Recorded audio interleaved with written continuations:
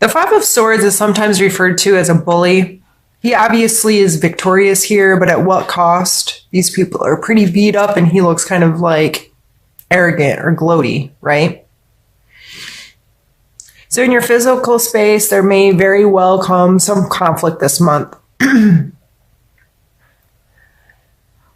It may have something to do with a potentially new creative idea. So if this is in your workplace and you have had this like aha moment of, the spark of creativity that could really have potential to grow something or change something or innovate a new thing for your workspace or your company,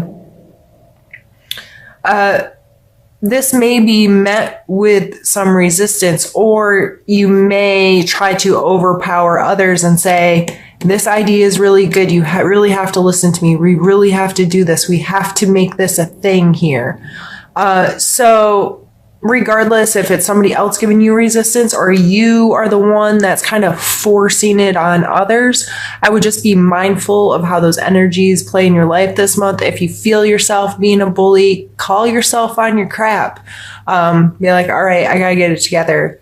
Just because I think it's a great idea and just because it works for me and I'm feeling like this could really be something amazing, doesn't mean people have to agree with you or will agree with you. I think it's best just to do what you do, be vocal about it, and sharing it, but you don't have to force it on others. And you attract more bees with honey. Isn't that the saying? Than vinegar. Pull a card for your emotional space this month.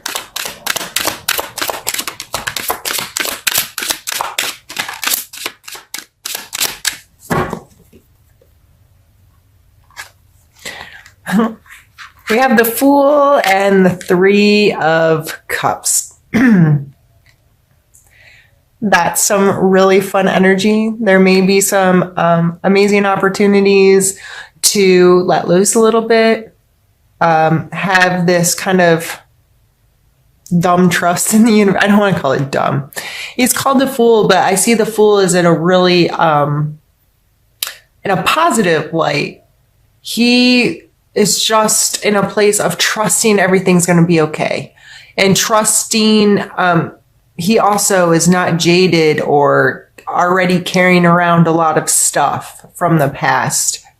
His little satchel is very small and his head is up. His heart is lifted towards the sky. He's in a very open stance of, I just trust that things are all going to go the way they're supposed to go. And maybe that's why he's the Fool. But if this energy is used in smart ways, it can be beautiful.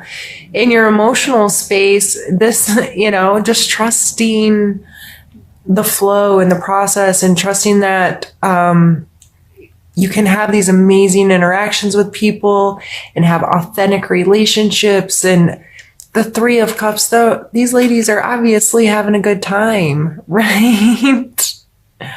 It looks like, to me, this always makes me think of the fall harvest kind of energy. They're together, they're celebrating, they're enjoying each other, they're feeling fulfilled. They're just connecting with each other in such a positive, celebratory kind of way. And that's how it's represented in most cards. So emotionally, there may be this very carefree willingness to explore your emotions, willingness to trust yourself and engage with people and enjoy your relationships with people. And I see that as really beautiful energy to have in your emotional space. Sometimes it's really good to just open up and allow connections and enjoy other people and allow them to enjoy you in an unencumbered, is that the word? State, and where you're just trusting the flow and going with it and enjoying it rather than trying to make all these rules and regulations and stipulations on how everything needs to go. All right, Cancer, let's pull a card for your spiritual space.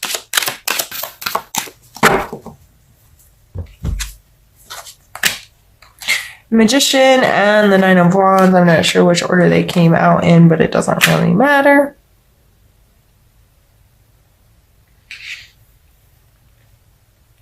This guy follows this guy, right?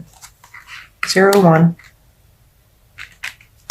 And so it's like he's transformed into this fool that's kind of just out there trusting that it's all just going to go right, into a space of being a deliberate creator within himself. So in that, he knows he has to use all the elements. So they're all represented here on his table, and he is using his resources in a way that creates deliberately within his life. So if this is you, this is being mindful to all of your abilities. How can one skill that you didn't think related to this skill actually relate, and how can they benefit each other? And how can I pull all aspects of myself together to help manifest whatever it is I'm looking to do, whether it be in my work, my home, my spiritual place, and also using the resources of others always comes to mind, of knowing your strengths and your weaknesses and when to get cooperation or help from other people. But typically this is just you making the best of your resources and knowing what works and what doesn't, and being a deliberate creator of your life. And the 9 of Wands here shows some, they've been putting in the good fight. They've done the work. They've stood there and defended their space, why ever this conflict was happening. They're still standing. They might be a little beat up, but they are there. They're okay.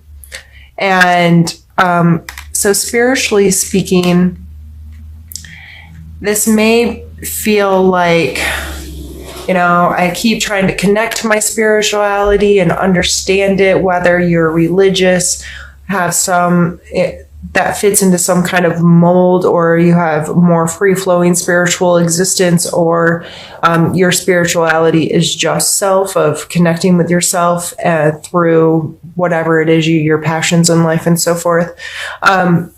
Regardless, but coming to a place where it's like, okay, this has beat me up, and maybe this is you beating yourself up for not accomplishing everything spiritually that you think you can. If you've do any like law of attraction type work, or you're like, I've been praying for this, or I've been trying to manifest this, and I've made a vision board, or I've do positive affirmations, or I practice yoga and I meditate and I pray and I do all these things, and I still am not creating exactly what I want spiritually. This always tells me to keep going, because it's a 9, so it's almost to the completion. Like, don't sit down, don't give up, keep working. And these 2 cards coming out here, I think it's just important to maybe ask yourself some questions this month about your relationships with your spirituality. If you do believe that you create your reality and that you are responsible for that, and how you connect that to a spiritual practice in your life, and just learn more about it. Google the card. Learn something new this month about how spiritualism or religion plays in your life. Explore more into how to best use your resources to connect to your spiritual self. And don't feel beat up if it doesn't go perfect, or you haven't manifested exactly what you've been trying to manifest, or you haven't became this person, or have all the stuff that you've put on your vision board. I don't usually go into too much stuff like this, but I'm going to, because I feel compelled right now. So me personally, I pray and meditate. My prayers are 99.999% gratitude, period. And it is a way to really connect with all that I have in my life and all the worth that it possesses in all the different ways, and how amazing and special little mundane things that we take for granted every day. And when you sit and you just give thanks for 10, 15, 20 minutes, it's amazing the kind of rhythm you can get into and all the little things you start being thankful for. I'm thankful I have fingernails. Like, it can be the most ridiculous thing, or it can be a huge, grand, expressive, something super special happened or whatever. But I'm not praying to obtain something. And when I think about positive affirmations, or I set intentions, I don't want to live in a mansion. I want to live in, and I think about a space that brings me joy, a space that can be fun, that is comfortable for me, that encompasses a safety for me. Those are the kinds that I try to shift how I talk about what I want in my life and who I want to be and how I want to connect to my purpose.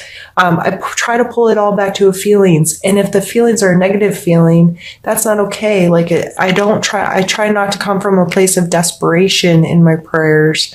It's more so of, I want more of this good stuff, and I'm going to concentrate on this good stuff. And then every single time I find these good things in my life, I feel like that's a win, and I can feel grateful for that. And that process continues, and it helps keep me in a very, my progression as a human moving in a positive way, in an appreciative way, in a way that I feel really comfortable in my body, in my home, in my job, because even if there's things that I really don't like, I have so much to be grateful for. And I know that even future Jill, this perfect Jill that I think about in the future, and her home and her life and her family and all of that, I have moments of that over and over and over again today.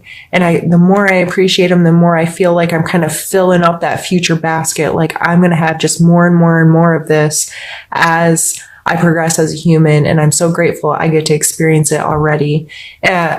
Sorry for getting really wordy and preachy there, but I just felt like that kind of concept needed to be expressed here. If that's something you're struggling with, I'm not the be all end all. I don't know everything. I just talk about what works for me. So what we're going to do here is pause the video while I move some things around and grab another deck, and we're going to pull some more cards. Be right back. All right, Cancer. Now we are going to pull some more cards and see what comes out. We're going to pull a card for your challenge for the month.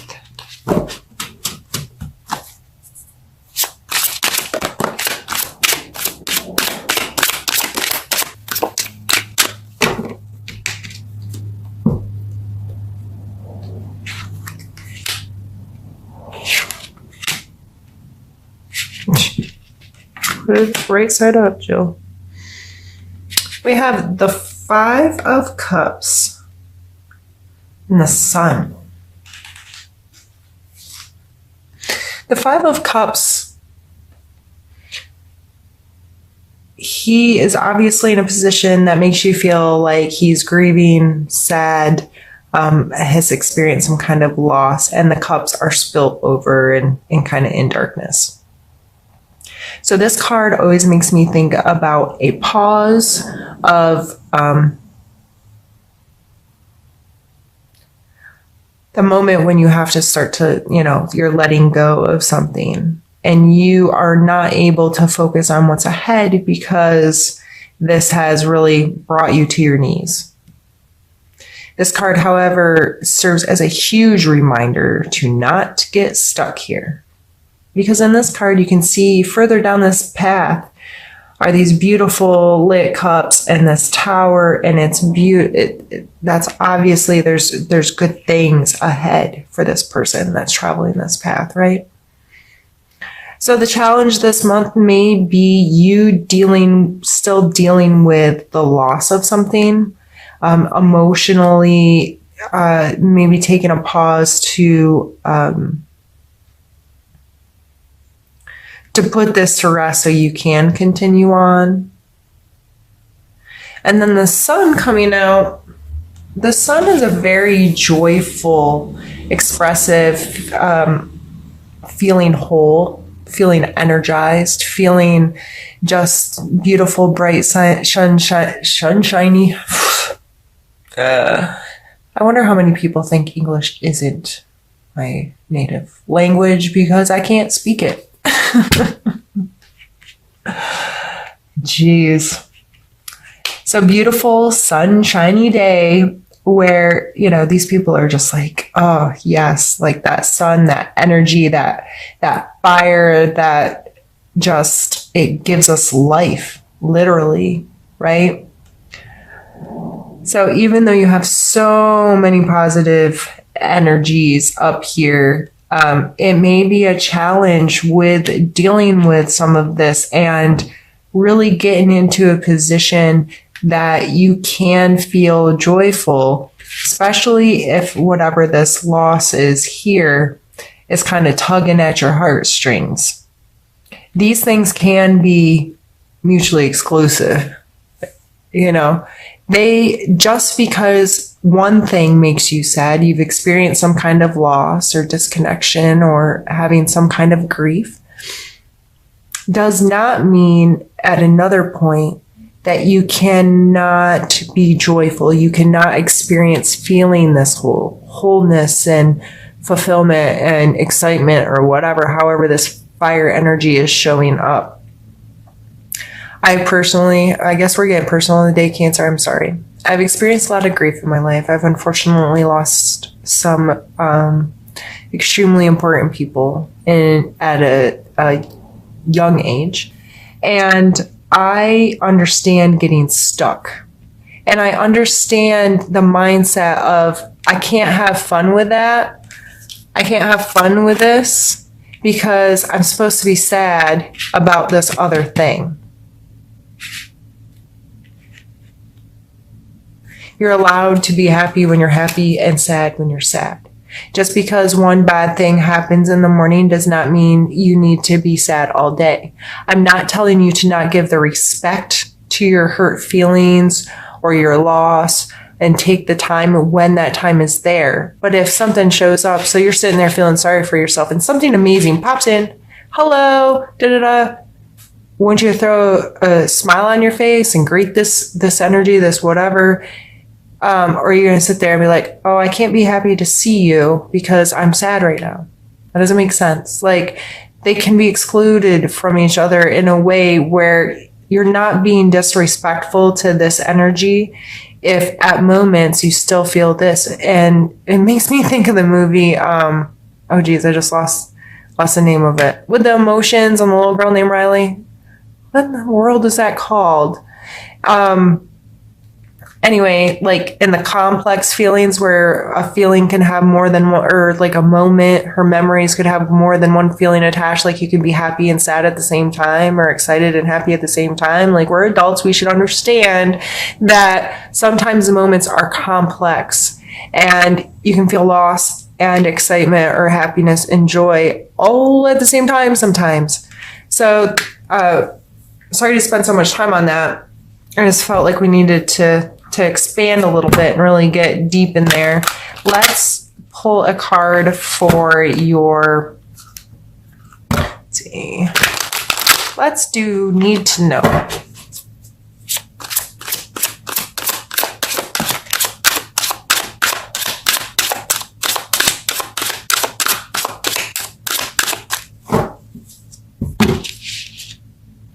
The Fool. So again, you can see here, these are they're represented differently, but it's the same kind of idea. This guy, I mean, they're just both willing to jump off that cliff, right? They're just going for it. They're willing to take that risk. They're willing to trust. They're willing to be like, okay, we're going to go do this thing.